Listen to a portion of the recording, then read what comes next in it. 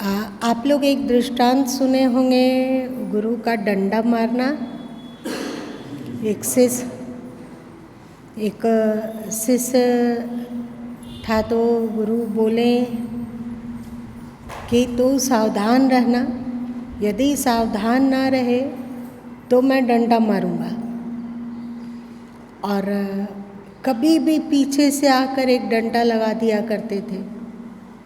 चोट खा कर धीरे धीरे उसमें ये सावधानी आती गई कि गुरु डंडा लेकर आए और मारने ही वाले कैसे भी किसी तो वो उस डंडा को पकड़ने लगा, रोक लेता था। फिर एक दिन गुरु बोले कि तू देख, जगे हुए में तो अब सावधान रहता है, तो जब तू सोएगा तब मैं मार सकता हूँ डंडा, तू सावधान रहना। पहले तो बहुत दिन तक मार खाता रहा। फिर धीरे धीरे धीरे होश रहने लगा कि गुरु के आहट, पदचाप, ये सब सदगुरु क्यों करवाते हैं, ये क्यों बोलते हैं? आपको वे स्थूल से सूक्ष्म की ओर ले चल रहे हैं, या आप ऐसे कह सकते हो कि असत्य से सत्य की ओर प्रेरित करने के लिए ही वे ऐसा कर रहे हैं। क्योंकि अभी हम लोग जानते हैं संसार को, अभी भीतरी दुनिया से हम लोगों को बहुत परिचय नहीं है। तो सद्गुरु पहले बाहर का होश संभालते हैं, प्रेरणा देते हैं कि तू जो कर रहा है, जो आसपास है, जो घट रहा है, उसमें होश रखो। महात्मा बुद्ध ने कायानुपश्यना कहा, मतलब शरीर को देखो। शरीर में जब लोग योग निद्रा करते हैं तो शुरू करते हैं पैर के अंगूठे, दाहिने पैर के अंगूठे, बाएं पैर के अंगूठे, स्नेह स्नेह करके सिर के टॉप तक आते हैं देखते हुए। फिर सिर के टॉप से लेकर फिर अपने ही शरीर में वृत्ति घुमाते हुए पैर के अंगूठे तक आते हैं, फिर अंगूठे से फिर सिर की ओर। ऐसा क्यों? होश बाहरी दुनिया से फिर अब वे होश आपको आपके शरीर में केंद्रित करना सिखा रहे हैं। इतना होश हो कि अभी हम लोग पंखा के नीचे बैठे हुए हैं, सावधान होकर ध्यान दें तो हम लोगों के शरीर के छोटे छोटे रोम डोल रहे हैं, हिल रहे हैं। अनुभव हुआ? हाथ खुला है तो ये रोम हिलता है थोड़ा थोड़ा। आप लोगों को अनुभव हुआ? अनुभव। ये क्या है? आप और सावधान होकर देखेंगे, आपके पैरों में के पास में आपका कपड़ा जब स्पर्श करता है तो वहाँ कुछ अनुभूति है, कुछ है। आप शर्ट पहने हुए हो तो शर्ट आपके शरीर से चिपकता है तो उसमें कुछ अनुभूति है,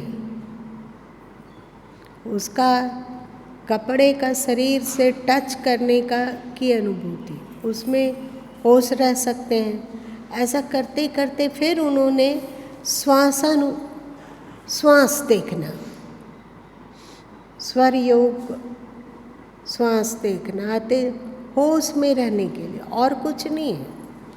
श्वास को देखना कोई चमत्कार नहीं है, बस होश में रहने के लिए आप श्वासों को देखिए। अभी पंखा चल रहा है, चलते हुए पंखे से ध्वनि हो रही है, पर अभी हमारा होश नहीं है। लेकिन आप पंखे की आवाज़ को सुने, वातावरण में और कुछ आवाज़ हो रही है उसको सुने। ये क्या है?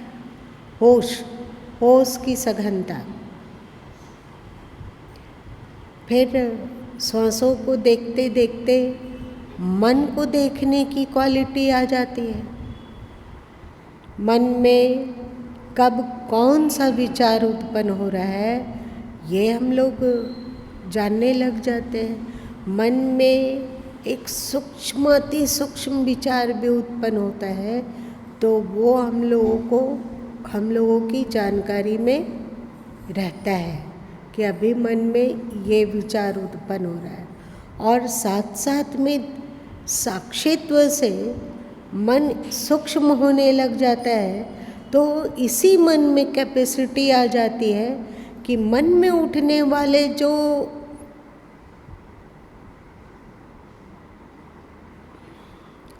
कुविचार है, जो श्रेष्ठ नहीं है, जो अश्रेष्ठ है, उन विचारों पर हम लोग विजय प्राप्त करने लग जाते हैं। और जब यह क्षमता आती है तो और अधिक मन एकाग्र होता है, और अधिक हम अंदर धंसते हैं तो बुद्धि को भी देख पाने लग जाते हैं कि बुद्धि अभी इस विचार को श्रेष्ठ कह रही है अथवा इस विचार को अश्रेष्ठ कह रही है। अंदर है ना, बुद्धि है, बुद्धि निर्णय करती है कि ये विचार श्रेष्ठ है, ये विचार अश्रेष्ठ है। अभी बुद्धि मलिन है, अभी मन के रंग में रंगी हुई बुद्धि है। इसके कारण मन में जो भी उठता है बुद्धि उसका समर्थन कर देती है, उसको अपना होश नहीं है, उसमें विवेक की खासियत नहीं है। मन में जो उत्पन्न हुआ उसके हाँ में हाँ मिलाती है। अभी देखो, जैसे मान लिया जाए कि सामने में गीता बहन है तो उनको कहा गया कि तुम सो रही है, मान लिया जाए, कल्पना कीजिए सो रही है, तो बुद्धि में होश नहीं है तो हम कहेंगे नहीं नहीं नहीं, सो नहीं रहे हैं, ऐसा लग रहा है पर सो नहीं रहे हैं। ये कौन बोला? बुद्धि बोली। बुद्धि निर्णय करी कि नहीं, ये क्रिया ऐसा नहीं है। बुद्धि बोली कि नींद का समर्थन कर देना, होश नहीं रहा तभी पता नहीं चला कि सच में नींद आ रही है कि नहीं आ रही है। मन ने कहा कि नहीं, नींद नहीं आ रही है, अपने आप को बचाने के लिए मन ने कहा नींद नहीं आ रही है, बुद्धि ने कहा हाँ नींद नहीं आ रही है। होता है ना, होश नहीं है।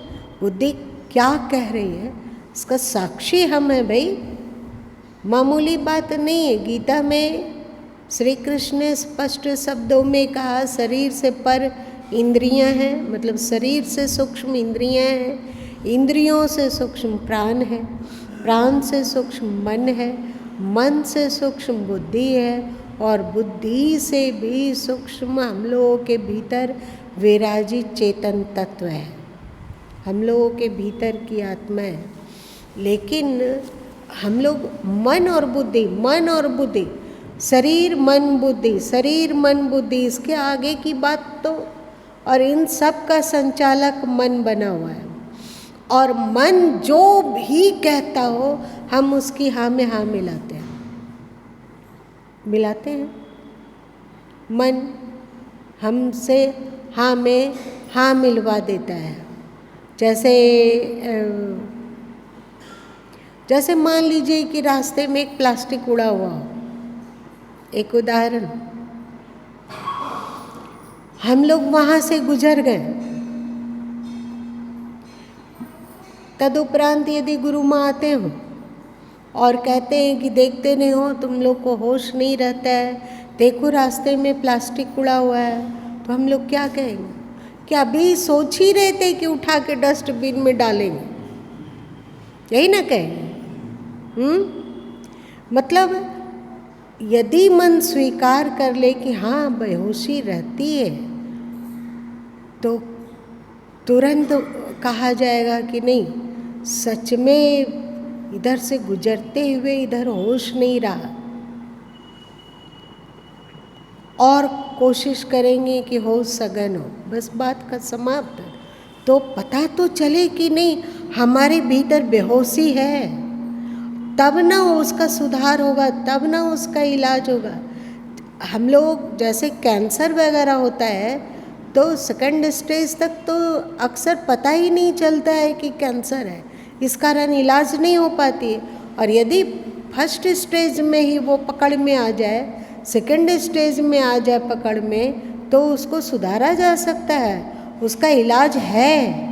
पर जब थर्ड और फोर्थ स्टेज में पहुंच जाता है तो उसका इलाज बिल्कुल कठिन है। तो पहले हम लोगों को पता तो चले कि हमारा मन क्या कर रहा है, पता तो हो, और पल पल खोजबीन हो कि मन क्या कर रहा है।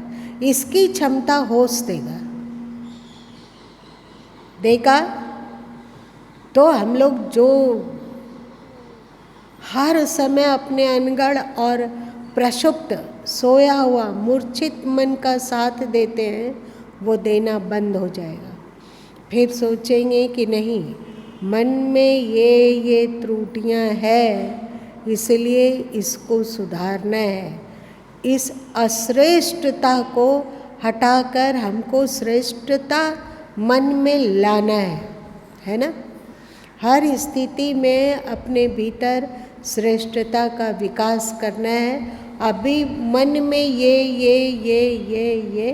अश्रेष्ठता है, ठीक है ना, होश के कारण। फिर बुद्धि यदि मन के हाँ में हाँ मिलाकर मन का समर्थन करती हो तो ये भी होश यदि हुआ तो पकड़ में आ जाएगा। बारीक है ये, समझ में बात आ रही है, बारीक बात है ये कि बुद्धि मन के हाँ में हाँ मिला रही है। बुद्धि ने गलत निर्णय दिया, बुद्धि ने त्रुटिपूर्ण का समर्थन कर दिया। इसको जानने के लिए कितना सघन होश की आवश्यकता है, ये आप लोग को समझ में आ रहा है कि गुरु माँ ज़्यादा ही डीप में चले गए? समझ में बात आ रही है? अभी देखिए हम लोग कहाँ हैं, अभी किस स्थिति में है। जब हम कितने स्थूल में अभी हम लोग हैं, सो देखिए बाहर की परिस्थितियों का भी होश नहीं है, जो कि महास्थूल है। हमारे आसपास क्या हो रहा है, बाहर की परिस्थितियों का होश नहीं है, तो हम इसके भीतर की परिस्थितियों का कैसे होश रख पाएंगे? समझ में बात आई? क्यों गुरु लोग बाहरी परिस्थिति में होश साधने के लिए कहते हैं? इसीलिए कि इसके द्वारा आप में क्षमता विकसित होगी कि आप अपने अंदर के होश को संभाल सकें। श्वासों को होश में रखें, मन को होश में रखा, फिर बुद्धि स्तर पर भी होश में रहने की बात सोचे कि नहीं, बुद्धि मन का पिछलगू बन गया है। मन जो कहता है बुद्धि उसके हाँ में हाँ मिला देती है, ये सही नहीं है। समझेंगे? सदगुरु कबीर साहब कहते हैं, जाए ठगौरी जब ठग पहचाना। जब अंदर की मूर्छा की जानकारी होगी तभी तो ये ठगौरी जाएगी, इसकी ठग विद्या जाएगी। वैसे इसके ठगत्व में तो हम लोग फंसते रहेंगे कि नहीं? अभी हमारा ये कर्म राग से परिचालित हो रहा है कि द्वेष से? ये क्या हम लोगों को पता चलता है? ये हमारा कर्म गीतोक्त कर्म योग से प्रभावित है या राग से प्रभावित है या द्वेष से प्रभावित है, हम लोग को पता ही नहीं। द्वेष में मन बह रहा है, क्षोभ में मन बह रहा है, अशांति में मन बह रहा है, बुद्धि उसका ही साथ दे रही है। हम लोग पूरा का पूरा इस प्रकृति तत्व, बाहरी दुनिया और भीतरी दुनिया के चक्रव्यूह में फंस कर रह गए। और जब बुद्धि तक को भी होश पूर्वक जाना जा पाता है, भली भांति समझा जा पाता है, तो फिर एक आखिरी छलांग कि इन सब को देख कौन रहा है। भीतर बैठा हुआ इन सब को कौन देख रहा है।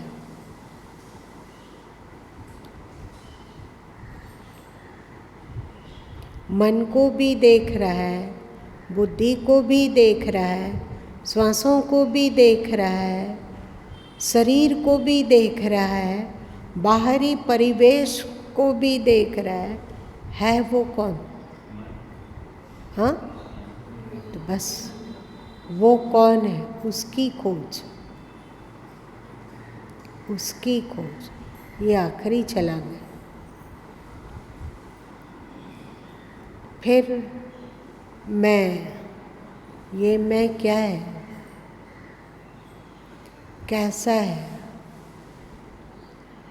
देखते देखते देखते। आप लोग गेटे का नाम सुने होंगे, बहुत अच्छे नाटककार थे वे, सुने हो। कई बार गुरु माँ पहले भी कहें, शायद चिंता की पुस्तक में लिखी हुई भी है। गेटे नाटककार था, नाटक लिखता और फिर उसका जो अभिनेता अभिनेत्री लोग अभिनय करते उसको भी देखता।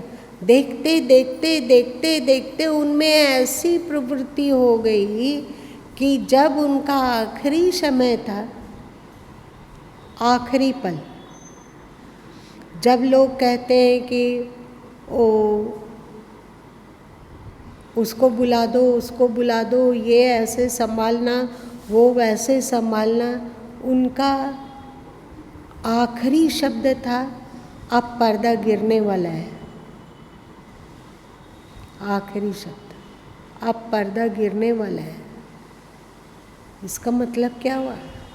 वे अपने जीवन को भी एक नाटक की तरह देख रहे हैं। जैसे जब नाटक समाप्त हो जाता है तो पर्दा गिरकर बंद हो जाता है, वैसे ही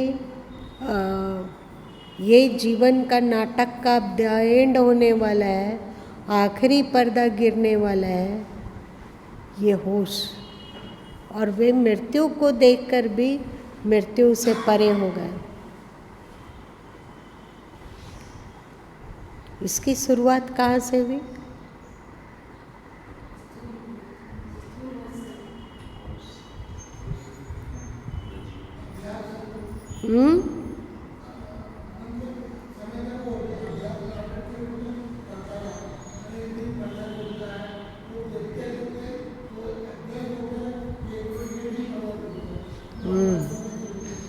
नाटक करते करते वे उनको समझ में आने लगा कि जीवन एक नाटक है। हम लोग यहाँ अपना अपना अभिनय करने के लिए आते हैं और फिर पर्दा गिर जाता है, यहाँ का अभिनय समाप्त हुआ। इस जीवन में जो अभिनय करना था वो पूरा हुआ। ज्ञान का मतलब यह नहीं होता है कि आपका हृदय पत्थर का हो गया, ऐसा नहीं। आपका हृदय कोमल ही रहता है, पर आपको ये एहसास होता है कि ये सब नाटक है, नाटक का एक पात्र। आप घर गए, आपके छोटे छोटे बच्चे हैं, आपने बच्चों से प्यार किया, उसके पीठ को थपथपाया, सब ठीक है, पर अंदर में ये बोध होता है कि ये नाटक का दृश्य है, नाटक का दृश्य है। शरीर में रोग हो गया, गिर गए, हाथ टूट गया, इसको बेंड करवाया गया, प्लास्टर चढ़वाया गया, हाथ को टांग के रखना होता है, तो ये बोध है कि ये नाटक का है, नाटक का हिस्सा है। इस शरीर को का ऐसा भोग है, तो ये नाटक का पात्र है। अंदर में विचलितता आएगी अगर नाटक का पात्र देखे। विचलित होने पर क्या ये टूटा हुआ हाथ पलक झपकते हुए ठीक हो जाएगा? तो हम लोगों में जो व्याकुलता आती है, कितनी व्याकुलता आती है, कभी सोच पाते हैं कि ये नाटक का हिस्सा है? हाथ में बैंडेज करवाते हुए भी, हाथ को टांग कर रखते हुए भी, ये इसमें संयुक्तता नहीं है, मतलब इसमें हमारा तादात्म्य नहीं है, तो कोई व्याकुलता नहीं है। ठीक है, अगर ये ज्ञान बना रहे,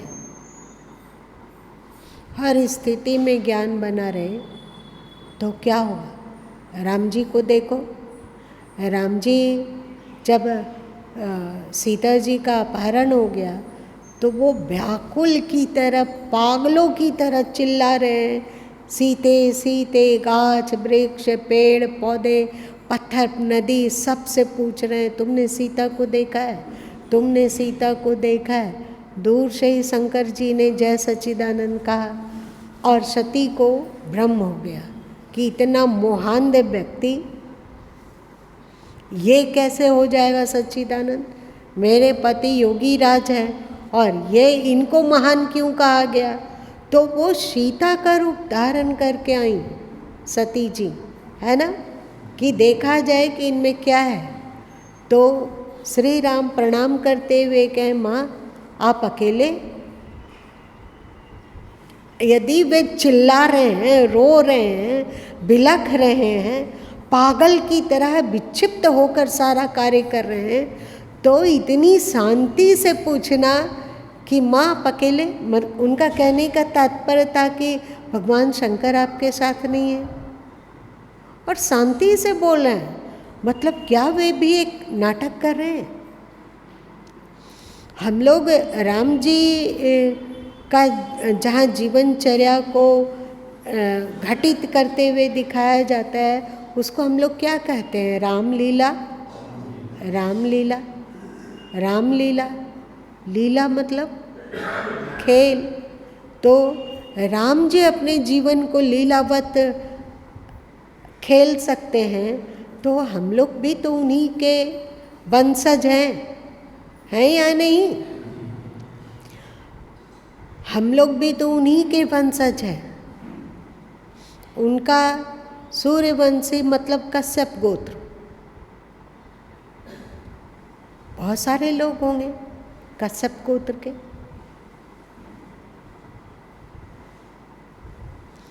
तो हम उन्हीं ऋषियों के वंशज हैं, तो हम लोगों में ये क्वालिटी क्यों नहीं आई? ये हो गया, वो हो गया, ऐसा हो गया, वैसा हो गया, सब खेल है, सब लीला है। पर्दा गिर सकता है। ये पत्नी है तो पत्नी के साथ पत्नी की तरह व्यवहार करना, ये पति है तो पति की तरह व्यवहार करना, ये बच्चे हैं तो बच्चों की तरह व्यवहार करना, पर अंदर में रहना सब खेल है, सब नाटक है। अगर नाटक नहीं होता तो जैसे नाटक में पर्दा गिरता है और सभी अभिनेता अभिनेत्री लोग चल देते हैं, चलते हैं ना, तो हम लोग के साथ भी तो यही होता है। पहले से ही फिक्स है नाटक में, ये इस समय ये, इस समय ये, इस समय नाटक में पहले से फिक्स होता है कि नहीं? और एक बात आप गौर कीजिए, पाश्चात्य जगत में जीवन को खेल नहीं समझा जाता है। वहाँ नित्य नवीनता की इच्छा होती है। सही, नित्य नवीनता, नित्य नवीनता। एक 85 साल का बुढ़ा था पाश्चात्य जगत में और बहुत अधिक बीमार हो गया, पड़ गया बिछावन पर। तो अपने मित्र को बुलाया। मित्र बोला कि क्या बात है, बीमार हो और मुझे बुला रहे हो? तो एक बहुत परेशानी है। क्या परेशानी है? तो मेरी पत्नी और मेरे गर्लफ्रेंड में पटता नहीं है। पत्नी 80 की है और गर्लफ्रेंड 25 की है, दोनों का पटता नहीं, क्या होगा उन दोनों का, इस चिंता में मैं व्याकुल हूँ। हम लोग सोचते हैं नहीं, फिक्स है जीवन तो फिक्स है। हम लोग रामलीला हर साल करते हैं ना, हर साल होता है, तो कहानी बदलते रहती है कि एक ही कहानी होती है? एक ही कहानी, एक ही कहानी, एक ही कहानी, एक ही कहानी, एक ही कहानी। वहाँ वे लोग एक कहानी से बोर हो जाते हैं, जो कि उसका झांसा आपके भारत में भी आने लगा है। पागलों की सी हरकत है लोगों को। 4 बच्चे वाली माँ भी को भी किसी से दोस्ती हो जाती है। क्यों भाई, क्यों दोस्ती हो गई? एक मर्यादा के अनुसार कृष्ण और द्रौपदी की भी दोस्ती थी, तो दोस्ती को दोस्ती रहने देना होता है क्या? वहाँ का छीटा प्रचार मीडिया के द्वारा हम लोग के दिमाग को सड़ाया जा रहा है। हम लोग अपनी स्थिति में स्थित रहना पसंद नहीं करते हैं। प्रत्युत अभी ये स्थिति है तो थोड़ी देर के बाद ये स्थिति होनी चाहिए, इसके बाद ये स्थिति होनी चाहिए, इसके बाद ये स्थिति होनी चाहिए, ऐसा सोचते हैं। जबकि हम लोग का है कि नहीं, हमारा जीवन नाटक है। यहाँ जो भी भोग है वो मिलेगा, जो भी शरीर भोगने के लिए आया है, जो भी प्रारब्ध लेकर आया है होगा। तो आप कहोगे कि जब पूर्व नियोजित नाटक है तो यहाँ पर पाप कैसा और पुण्य कैसा?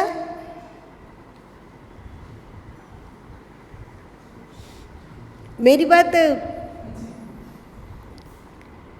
दिमागी एक्सरसाइज करो, कैसा पाप कैसा पुण्य। कोई राम का रोल निभा रहा हो और वो आता हो और बेवकूफ़ों की तरह पान चबाने लगे, तो तुम लोग क्या कहोगे? पब्लिक क्या करेगी? अपना जूता चप्पल फेंक कर मारने लगेगी, करेगी ना, क्योंकि सही अभिनय नहीं किया। उसी तरह हम लोगों का जो होना है, एक होना होता है और एक करना होता है। तो नाटक के पात्र को जो होना है वो करना है ना। करना उसका कीमती है कि वो उसको कैसे करता है। तो हम लोग इसको कैसे करते हैं, नाटक का खेल कैसे करते हैं? एक चीज़ स्थिर है, करना, होना ये स्थिर है और करना बदलने वाला है। तो हम लोग नाटक कैसे कर रहे हैं? अभी ये परेशानी है जीवन में, तो उसको कैसे ले रहे हैं? हम अपने बच्चों से प्रेम कर रहे हैं तो वो कैसा है? हम अपने मित्रों से प्रेम करते हैं, उसकी क्वालिटी क्या है? असंगता या संगता, आसक्ति या अभिनय, क्या? आसक्ति या अभिनय, क्या क्या है? आसक्ति या अभिनय? बोलो ईमानदारी पूर्वक। सब नाटक गोल हो जाता है, यही अश्रेष्ठता है।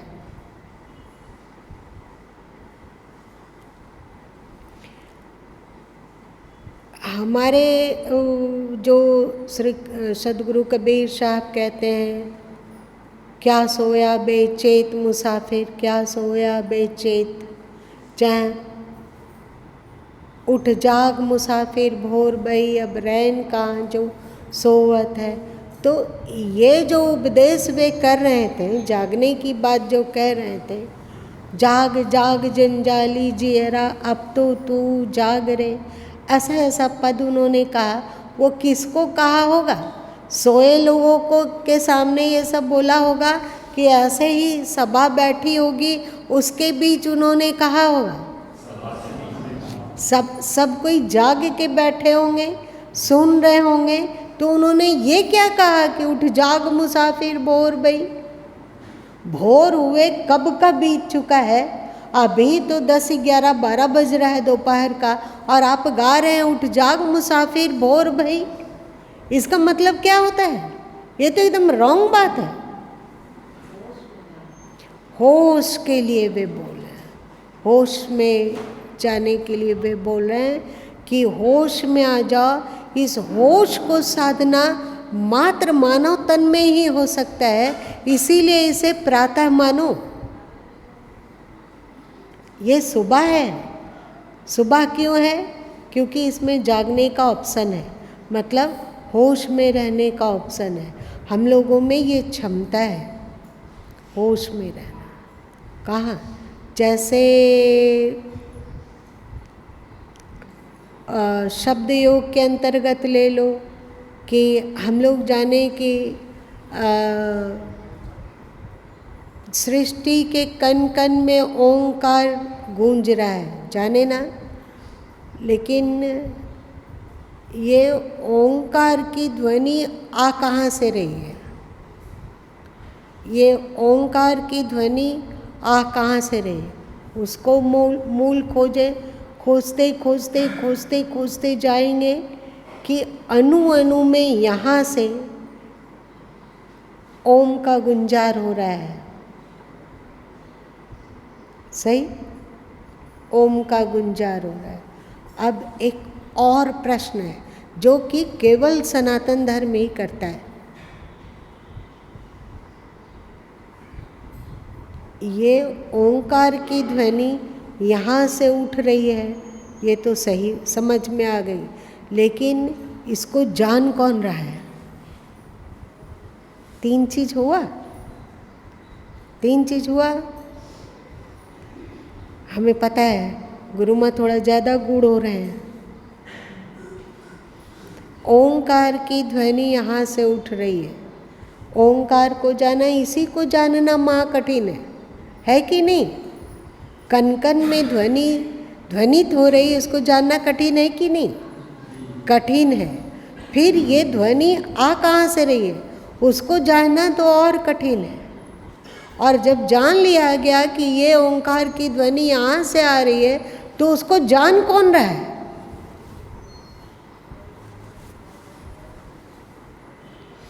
चलो अब नहीं बोलेंगे, क्योंकि तुम लोगों की तरफ से तरंग आ रहा है परेशानी का।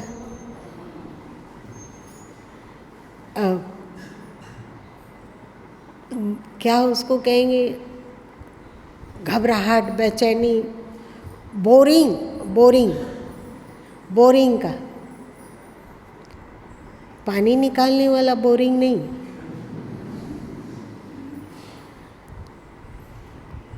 साधारण भाषा में हम लोग समझे कि हमें होश हो।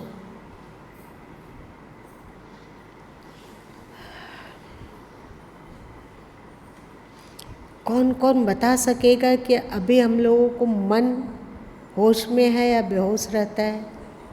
मन में क्या होता है जाता है, बेहोशी में हम उसका मन के अनुसार चल देते हैं कि हम लोग को होश रहता है कि नहीं।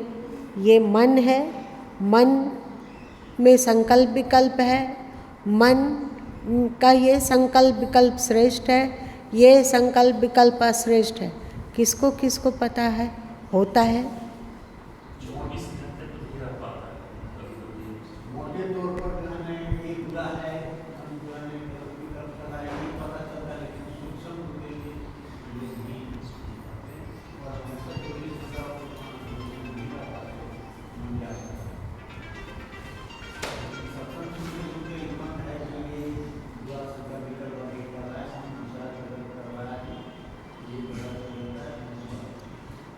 और कोई?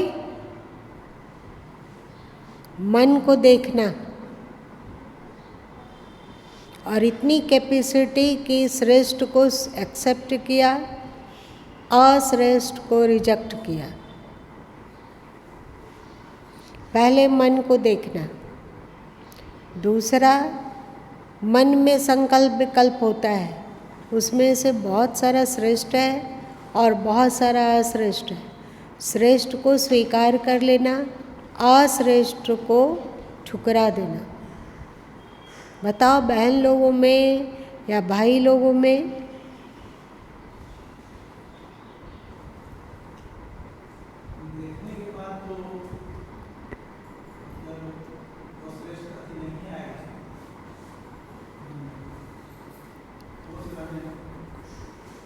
होश रहने पर क्या चीज़, अश्रेष्ठ भाव आता है। जैसे पता चला कि अभी मन टेंशन ले रहा है, होश में है कि मन व्यर्थ का टेंशन कर रहा है जो कि अपने बस की बात नहीं है, वैसा टेंशन कर रहा है, होश में है और उसको रोक पाते हैं क्या तुरंत? माँ मुश्किल है। अभी सोचा गया होश में रह कर के टेंशन लेने से क्या उचित, हाथ तो टूट ही गया है। मान लो कि गिर गया, हाथ टूट गया। अब हाथ टूट गया तो इसका टेंशन लेने से क्या, इसका रोना रोने से क्या। ये होश में आए पर अभी ऐसो रोटी बेलना है, हाथ टूटा हुआ है, फिर याद आई कि ये सब मेरे साथ ही क्यों होता है, हम ही इतने भागे हैं, कभी हाथ टूट जाता है, कभी पैर टूट जाता है, अब रोटी कैसे बेले। फिर अंदर में होश हुआ कि लेकिन टेंशन लेने से क्या, टेंशन लेने से क्या हाथ ठीक हो जाएगा। अभी सोच रहे हैं तब तक है सो कुछ और आ गया काम जो हाथ से होता है। अब फिर भी विचार आया, ओफ पता नहीं कौन सा पाप करते हैं, बस फिर से बेमतलब की बात। ऐसा होता है कि नहीं, कोई भी तनाव को हम अपने मन से निकाल फेंकना चाहते हैं, वो घूम घूम कर हम लोगों के दिमाग में आक्रमण करता है। फिर सावधान हुए, फिर उसको निकाले, 1 मिनट भी नहीं हो पाया कि फिर से मन वही हरकत करने लगा। मतलब अभी हम लोगों में पूर्ण कैपेसिटी नहीं विकसित है कि हम अपने अंदर के अश्रेष्ठ विचारों को हटा पाए। सबसे पहली बात कि हम लोगों को पता भी नहीं चलता है कि मन में श्रेष्ठ और अश्रेष्ठ 2 भाव उठ रहे हैं, ऐसा पता भी नहीं चलता है। जो उठ रहा है सब हम लोग के लिए एक्सेप्ट है। चाइनीज़ लोग की तरह कीड़ा है उसको भी वो चिबा जा रहे हैं, फटिंगा है उसको भी चिबा जा रहे हैं, चूहा आता है उसको भी फल की तरह काट के खा जाते हैं, सांप हो तो उसका भी फन अपने दांतों के बीच में दबा लेते हैं। हम लोगों का मन बिल्कुल चाइनीज़ लोग जैसा हो गया है, कुछ भी है उसको जानते ही नहीं, सब एक्सेप्टेबल है, सब स्वीकार। हम लोग को पता नहीं चलता है कि हमारा मन कर क्या रहा है, क्योंकि साक्षी नहीं है, क्योंकि होश में रहना हम लोग को नहीं आता है। और यदि जिनको पता भी हो जाता है, कोई आपके मित्र हो, चाहे माता पिता हो, चाहे बड़े बुजुर्ग हो, चाहे गुरुजन हो, यदि वे बता देते हैं कि देख बच्चे तेरे मन में ऐसा आता है, ये गलत है, तो हम लोग क्या करते हैं, डंडा लेके खड़े रहते हैं कि ऐसा है ही नहीं, हमारे मन में ऐसा आया ही नहीं, हम ये सोचे ही नहीं। और जैसे ही हम लोग ऐसा करते हैं तो हमारा दुष्ट मन मुस्कुराता है। समझ रहे हो? जो शास्त्र कहा कि गुरु भक्ति सदा करो, क्यों कहा? हमारे शास्त्रकारों को पता है कि ये अपना मन का पिछलग्गू है,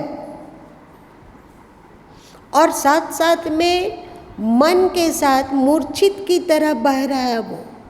जैसे नदी जल के प्रवाह में पड़ा हुआ कोई पत्ता बहता रहता है, वैसे ही हम लोग भी मन के प्रवाह में पड़े बह रहे हैं। हम लोग का जिंदगी क्या है? मन के प्रवाह में पड़ा हुआ एक पत्ता।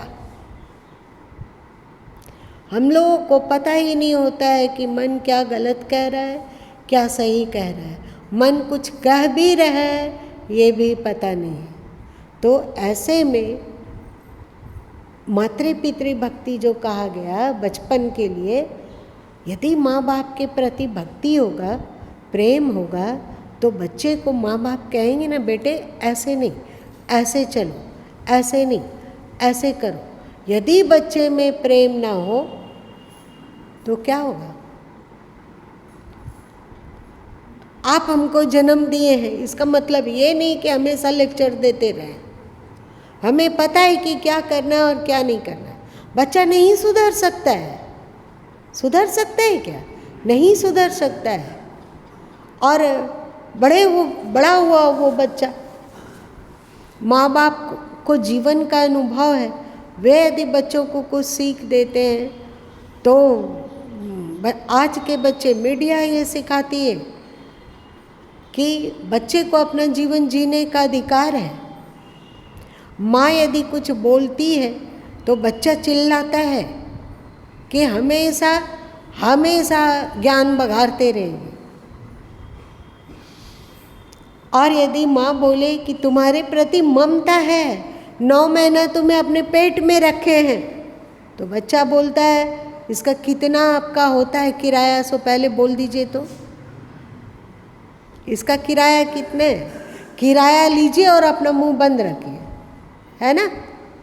शास्त्र की बात मत मानो, माँ बाप की बात मत मानो। और इन सबसे विलक्षण व्यक्तित्व होता है गुरु का, जो वे स्थूल जगत में रहते हुए भी सूक्ष्माति सूक्ष्म पूर्ण सत्य जगत से संपर्कित हैं। तो वहाँ की खबर आपको देते हैं और साथ साथ में उनको बोध है, वे साक्षित्व को साध लिए हैं, वे होश को साध लिए हैं। तो वे बता सकते हैं कि बेटे तेरे में ये त्रुटि है।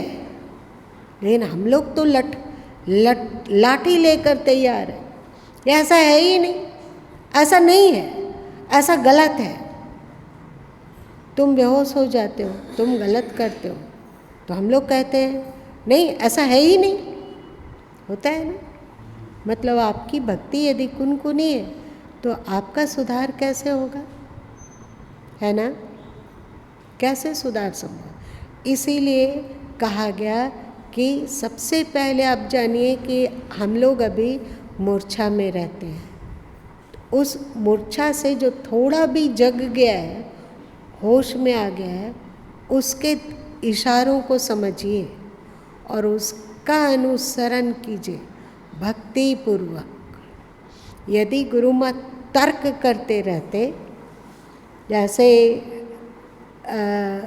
बाढ़ के रसोई में घर में जो बाल्टी था वो 50 साल पुराना था। सरकार प्रभु कह रहे हैं कि नहीं, बाल्टी से काम होने पर पानी फेंको और उलट दो।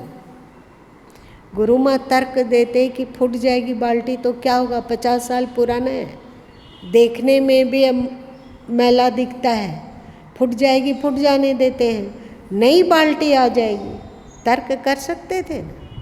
तो फिर होश कैसे सधता? वो बाल्टी, यहाँ पर कीमत है ही नहीं बाल्टी का, यहाँ कीमत है होश का।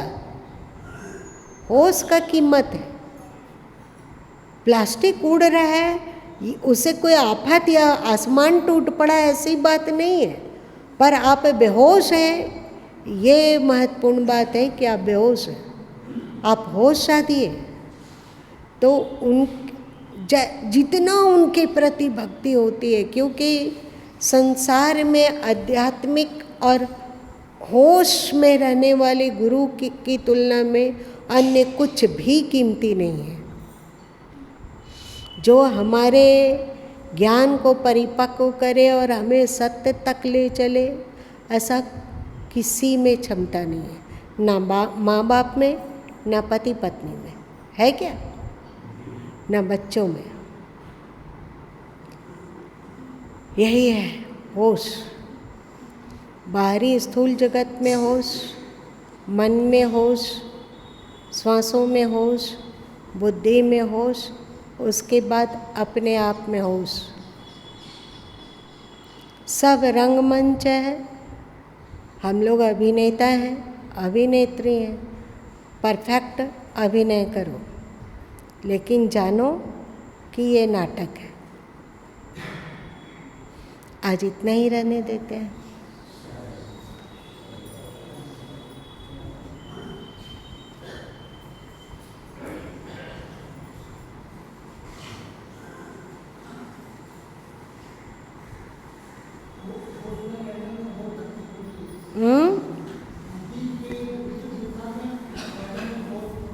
कठिन है, सही बात है। मन जिस ओर बह रहा हो, उस मन के विपरीत बहना आसान नहीं है, ये बात सच है। पर होश के द्वारा सनह सनह इसकी क्वालिटी विकसित होती है।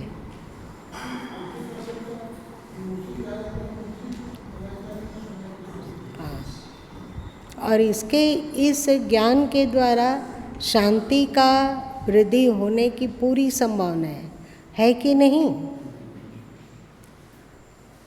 यदि हम जाने कि नाटक है ये। आपका क्या नाम? रजनी जी। देखिए, यदि ये सत्संग में नहीं आती तो इनका हाथ टूटा तो पक्का है कि हाय हाय करती, और अभी आती है नित्य प्रतिदिन तो मुस्कुराते हैं कि ये भी बीत जाएगा, है कि नहीं?